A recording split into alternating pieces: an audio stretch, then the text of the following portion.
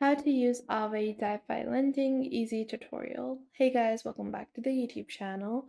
Today we will be taking a look at Aave. Now, Aave is a crypto liquidity protocol which allows you to lend and borrow money or crypto. So crypto tokens, whatever token that you are dealing with. So people with this application can go on ahead and put their crypto assets in the Aave wallet in their Aave account or link their crypto wallet to Aave, and then they can earn interest and other people can borrow their assets and pay an interest. And currently there are over like $10 billion worth of crypto assets on their platform. So we're going to actually go on ahead and take a look at Aave and how this is going to replace the traditional method of lending and borrowing through banks, and how, if you have a borrower or how a lender has some cash, how you can become a borrower, and how you can use the Aave liquidity pool to get money or crypto tokens of your own. They're basically removing the middleman of bankings from the lending source. And with a lot of things like credit cards, they charge you a super high interest rate, but for most of the borrow against like a house or something, you have to put something in collateral. And this is a platform that will enable you to have low interest rates when you are lending, when you are borrowing. So this will enable you to take back, to actually be able to keep money or lend or borrow money in a safe and secure manner without having to put a lot in collateral. So moving forward now, let's say that you have a Aave account. You can see the liquidity pool is currently at 12 billion, and you can do supplying, you can stake your money into the protocol, you can borrow money, and you can also vote. So the voting principle is super nice, which allows users to actually have a new authority over their banking system. And Aave has multiple different markets. They are working with a lot of different crypto tokens, and it is governed by the community, and it allows you to overall have a better banking system. So let's say with Aave, because they use collateral in the form of crypto assets, you can get a good 5% fee rather than a credit card, which is uncollateralized, where you would be paying something like 12 to 20%.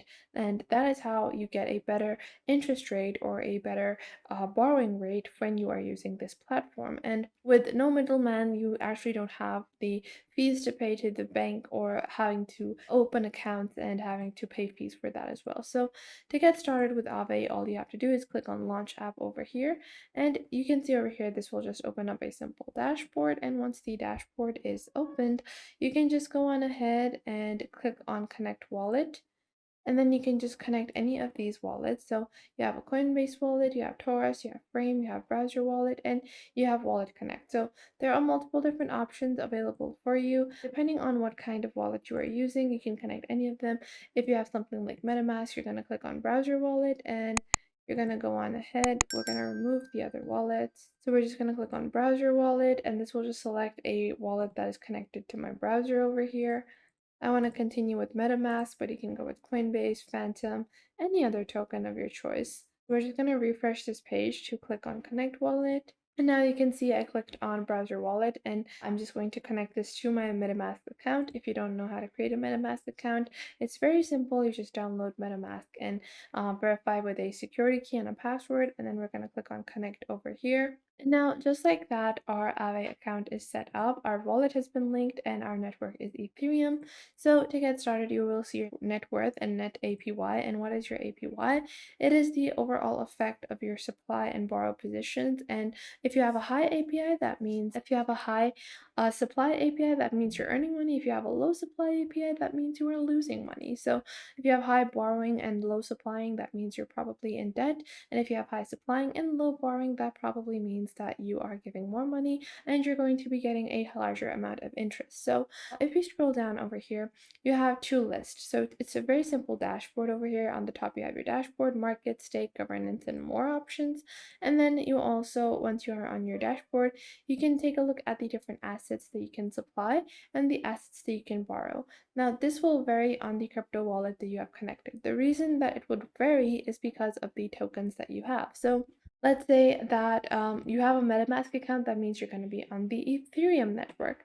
If you have a account on Phantom, that means you're going to be on the Solana network. So depending on the network that you have connected, that depending on the wallet that you have connected and the blockchain protocol that that wallet is on, you're going to be given a different market. So now over here, you can see that we are connected in the Ethereum market. You can also click on markets over here to be able to view all of the Ethereum assets. You can see all the assets, the total supply, the supply APY, the borrow APY, and the total borrowed assets. So a good strategy for you to apply is to take a look at the borrowed assets and take a look at the tokens that are borrowed the most, that have a higher ratio of being borrowed to being supplied. So let's say a token like Frax. So this token over here, half of the tokens that are available have been borrowed, unlike a token like DAI or Binance USD, where there is a lot of supply and there is a high amount of borrowing going on over here as well, but it is not as high as the Frax token. So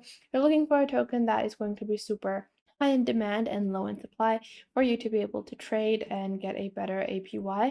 Now, if you take a look back into your dashboard, you can view all of the supplies and borrows that you have done. So you can click on the details of any of these tokens, or you can just go into your market section and click on the details of any of the tokens of your choice. And you also have your borrow APYs. You can click on these arrows over here to see the total tokens that are supplied the most or the tokens that are supplied the least. So this will take you to a better understanding of how to manage the tokens, how to manage your supply and borrowing. So you can see over here, so let's take a look at Binance USD.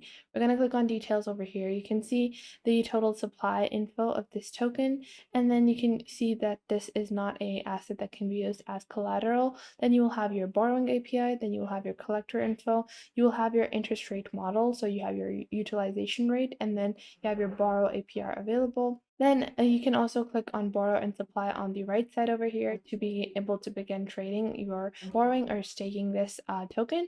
But currently this is a sample wallet that is empty, so we're just going to skip ahead.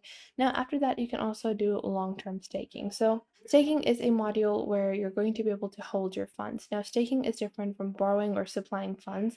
When you are in a normal market and you are just supplying funds, that means you're just supplying funds and you can withdraw them at any time. So you can take back the crypto that you are providing and you can go back ahead and go to your normal account and just transfer it back to your normal accounts and be able to use that. Maybe the price of a token is crashing, so you want to sell it off, so you can do that. But if you do staking, staking has a lot higher in APYs, so you're going to get a lot more money. You can make a lot more money in staking. However, you have to hold your money to a certain amount of time. So you can take a look at the stake Aave and stake AVBT. These are the two tokens that you can stake over here. And the thing with this is that you're going to be able to have a cooldown period where you can withdraw your assets after this cooldown period ends and the unstake window is active. So after 10 days, you can unstake your money. And if you ever need it or if the token price is crashing, there is nothing you can do about that. But in staking, that is one risk that you have to incur for getting more profits. Now, after that, you also have a governance form, which is for more complicated things about the Aave protocol itself. However, if you still want more help or discussions, if you want to take a look at what are the best markets to be working in and what tokens you should be borrowing or spending at a certain time, you can go on ahead, join the Discord community of Aave. They have a specific Discord community as well for you to better be able to understand their lending and supplying platform. So on your top right, you're going to have your wallet address, and you can also click on disconnect wallet over here to disconnect this wallet and add another crypto wallet instead and borrow and lend money via that wallet. Make sure to keep in mind that if I borrow and supply money from my wallet and then I disconnect it from here, that means the money is still being borrowed and supplied, and it's still going to be present in your wallet. You can just log back in with that wallet. So don't worry if you log in from one wallet and then you log into the other and then you get all confused why it's not showing your supplies and borrows. It probably means that you have not logged in from the correct wallet. So that was it for today. I hope you guys found this video helpful. Make sure to leave a like and subscribe to the YouTube channel, and I will catch you guys in the next video.